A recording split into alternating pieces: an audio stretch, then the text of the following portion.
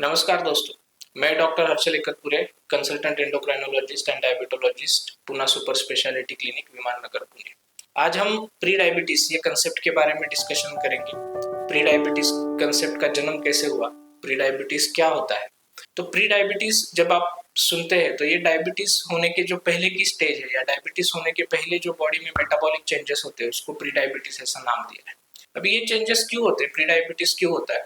Usually जब आपके body में आफ्टर सर्टन एज कुछ चेंजेस होते हैं, जैसे जीवन शैली में बदलाव होना, जैसे आपका लाइफस्टाइल जैसे सेडेंटरी हो जाता है, उसके साथ में अगर कैलोरिक इंटेक बढ़ता है, उसके साथ अगर वेट गेन होता है या अन्य किसी कारणों से भी वेट गेन होता है, तो उस कारणों से जो बॉडी में हार्मोनल चेंजेस होते हैं उसमें फिर आपकी बॉडी में एक कंडीशन डेवलप होती है जिसको इंसुलिन रेजिस्टेंस बोलते हैं। इंसुलिन रेजिस्टेंस मतलब क्या कि जब भी आपके बॉडी का मोटापा बढ़ता है, खास करके पेट का चर्बी, पेट का फैट बढ़ता है, तो जो वो फैट है वो बॉडी का इंसुलिन और बॉडी का लिवर इन दोनों के साथ दोनों का एक दूसरे के साथ संवाद होता है, वो बिगाड़ देता है। तो इसके कारण बॉडी को ज्यादा इंसुलिन बनाना पड़ता है आपके शुगर्स नॉर्मल रखने के लिए। तो ये जो बॉडी ज्यादा इंसुलिन बनाती है उसके कारण से बॉडी का इंसुलिन का स्तर भी बढ़ने लगता है और इसे इंसुलिन रेजिस्टेंस कहते हैं। इसके बाद की जो स्टेज होती है उसमें आपके फास्टिंग शुगर, मतलब जो सुबह का खाली पेट का शुगर रहता है वो आपका बढ़ने लगता है। तो जो खाली पेट का शुगर है वो अगर यूजुअली 100 टू 120 126 के रेंज में अगर रहता है तो इसको pre diabetic range fasting plasma glucose बोलते हैं। तो जो हम सुबह उठते हैं उसके 1 घंटे के भीतर अगर हमने टेस्ट किया और हमने फास्टिंग शुगर पाया कि 101 है, 105 है, 110 है, तो ये प्री डायबिटीज रेंज वाला फास्टिंग प्लाज्मा ग्लूकोज है। बट आपका फास्टिंग प्लाज्मा ग्लूकोज है वो डेली बेसिस पे भी चेंज हो सकता है, डिपेंडिंग आपका लाइफस्टाइल क्या है। सपोज एक दिन किसी दिन आपने अच्छा एक्सरसाइज वगैरह किया, डाइट स्ट्रिक्टली 2-3 दिन फॉलो किया, तो उससे भी फास्टिंग शुगर पे इम्पैक्ट आ सकता है और कई सारे रीजन होते हैं। तो फास्टिंग शुगर के साथ साथ प्री डायबिटीज डायग्नोस करने के लिए और एक लेबोरेटरी टेस्ट का आप सहारा ले सकते हैं जिसको HbA1c बोलते हैं। तो HbA1c है 3 महीने का एवरेज ब्लड ग्लूकोज आपको दिखाता है। अभी HbA1c जो है वो यूजुअली परसेंटेज में उसका रिपोर्ट आता है। तो नॉर्मल जो व्यक्ति है उसका HbA1c 5.7% के नीचे रहना चाहिए। 5.7 के ऊपर अगर HbA1c बढ़ रहा है और उसी रिपोर्ट में अगर सपोज आपका फास्टिंग शुगर नॉर्मल भी दिखा रहा है, तो इसका मतलब है कि पिछले 3 महीने में कहीं ना कहीं आपके शुगर्स ये बाउंड्री क्रॉस कर चुके हैं और उसका इम्पैक्ट आपको HbA1c पे दिखता है। तो HbA1c ज्यादा रिलायबल रहता है as compare to fasting sugar, तो प्री डायबिटीज डायग्नोस करने में। अभी इसमें जो दोनों टेस्ट है, फास्टिंग शुगर और उसके साथ HbA1c, जो HbA1c का नॉर्मल रेंज बिलो 5.7 रहता है, बट 5.7 टू 6.4 के अगर बीच में है तो उसको प्री डायबिटीज कहा जाता है। अभी प्री डायबिटीज का जन्म इसलिए हुआ कि प्री डायबिटीज वाले जो और जिनको पाया जाता है कि प्री डायबिटीज है, वो लोगों में लाइफस्टाइल चेंजेस की मदद से इसको कंप्लीटली रिवर्स किया जा सकता है। मतलब ये लोग हैं उनको डायबिटीज होने का रिस्क ज्यादा है और अगर उन्होंने लाइफस्टाइल चेंजेस चालू किए तो उनको अगले 5-10 सालों तक भी डायबिटीज होने की संभावना से वो बच सकते हैं।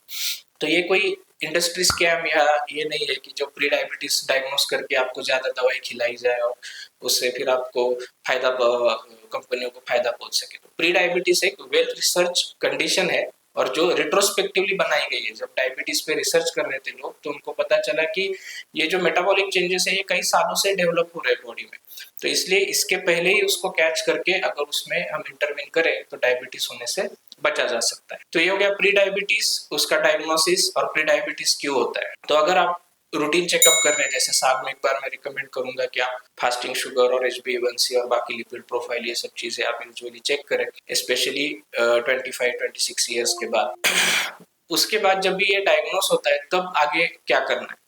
तो उसमें अगर HbA1c आपका बॉर्डर लाइन भी आता है, जैसे 6%, फास्टिंग शुगर बॉर्डर लाइन आता है, तो भी उसमें कुछ डरने वाली बात नहीं है।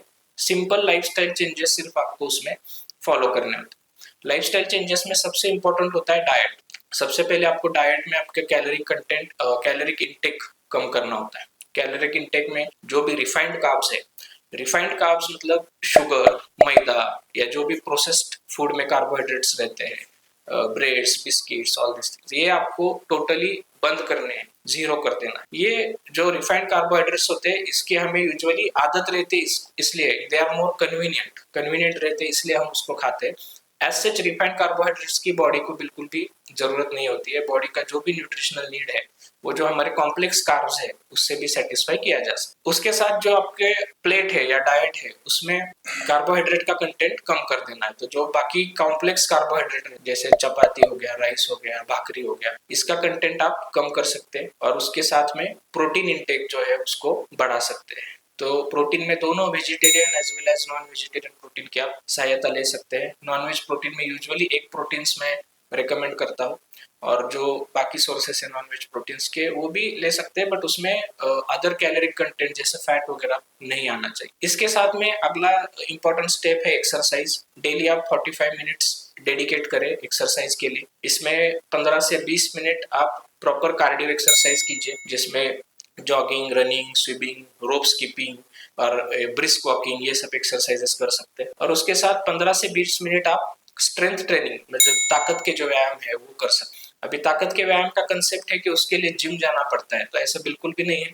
ताकत के व्यायाम हर उम्र का व्यक्ति कर सकता है, सिर्फ उसके तरीके अलग अलग होते हैं। जैसे जैसे एल्डरली है 60 प्लस 65 प्लस है तो वो थेराबैंड के जरिए मसल स्ट्रेचिंग के एक्सरसाइजेस कर सकते हैं। थोड़े कम उम्र के लोग जो पेयर ऑफ डंबल्स रहते हैं वो लेके घर पे ही अपर बॉडी एक्सरसाइजेस कर सकते हैं। उसके बारे में मैं और डिटेल में एक वीडियो बाद में बनाने हूँ। बट ये दो चेंजेस है, ये आप लाइफस्टाइल में फॉलो करना बहुत जरूरी है। और साथ में मॉनिटरिंग मतलब हर 3 महीने के बाद आप जो लाइफस्टाइल चेंजेस कर रहे हैं उसका HbA1c पे, फास्टिंग शुगर पे क्या इम्पैक्ट हो रहा है वो देखना भी जरूरी है। तो 3 महीने के बाद HbA1c फास्टिंग शुगर वापस चेक करें, वो डिक्लाइनिंग ट्रेंड में आपको मिलना चाहिए। अगर नहीं मिल रहा है तो कुछ ना कुछ गलत हो रहा है, तो उस समय मैं रिकमेंड करूंगा कि आप सही डॉक्टर के पास जाए, सही डॉक्टर की सलाह लें और उसके बेसिस पे आगे का आपका लाइन ऑफ ट्रीटमेंट प्लान करें। तो ये था प्री डायबिटीज के बारे में इन जनरल कैसे डायग्नोस किया जाता है और क्या क्या आपको कदम उठाने चाहिए अगर आपको डायग्नोस होता है। बहुत बहुत धन्यवाद।